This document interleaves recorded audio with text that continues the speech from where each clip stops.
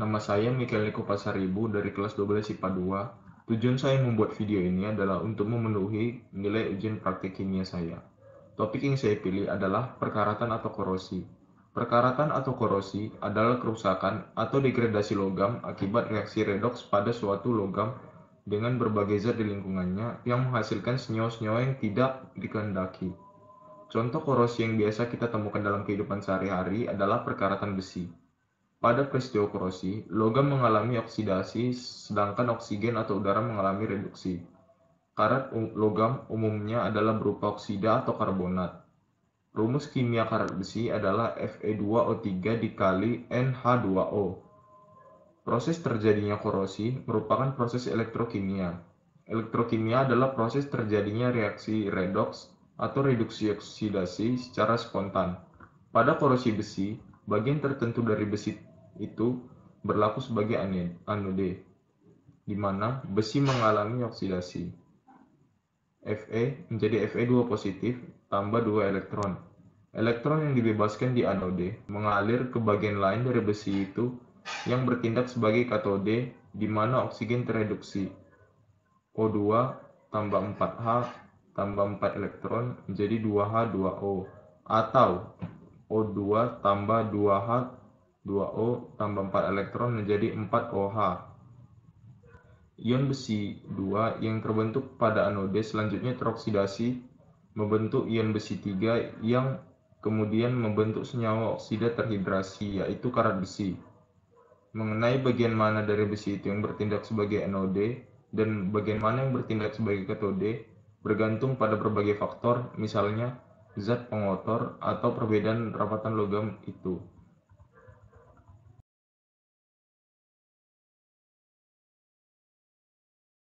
Faktor-faktor yang mempercepat korosi. 1. Air dan kelembapan udara. Air dan kelembapan udara memegang peranan penting pada proses terjadinya korosi. Semakin tinggi kadar uap air di sekitar logam, semakin mudah logam mengalami korosi. Jika logam berada di daerah yang memiliki kadar air rendah, seperti gurun, proses terjadinya korosi akan berjalan lebih lambat. Oleh karena itu, simpanlah besi-besi di tempat kering dan tidak lembab agar besi tidak mudah berkarat. 2. Elektrolit. Elektrolit merupakan tempat atau media yang menjadi tempat berlangsungnya transfer muatan.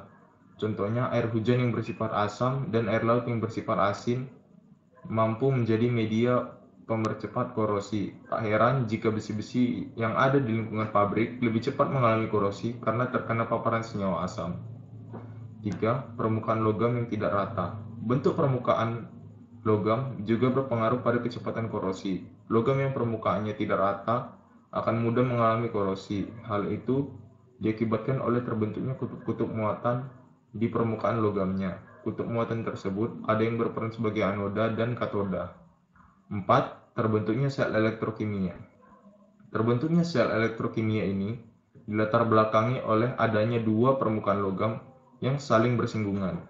Jika permukaan logam yang bersinggungan memiliki perbedaan potensial elektroda, maka akan terbentuk sel elektrokimia. Saat terbentuk sel elektrokimia, logam dengan potensial elektron lebih rendah akan melepaskan elektron sehingga terjadi oksidasi. Pencegahan korosi. 1. Pengecatan. Pengecatan berfungsi untuk melindungi besi dari kontak dengan air dan udara.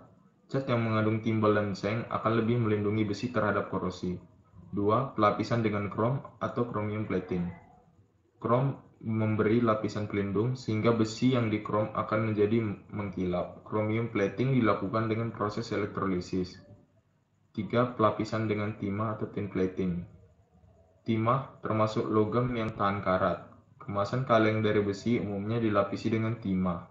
Proses pelapisan dilakukan secara elektrolisis atau electroplating. Lapisan timah akan melindungi besi selama lapisan itu masih utuh.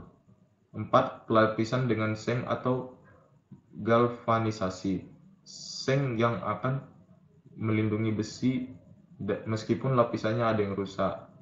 Hal ini karena potensial elektroda besi lebih negatif daripada seng. Maka besi yang kontak dengan seng akan membentuk sel elektrokimia dengan besi sebagai katode. Seng akan mengalami oksidasi sehingga besi akan lebih awet. 5. Pengorbanan anode atau sacrificial anode.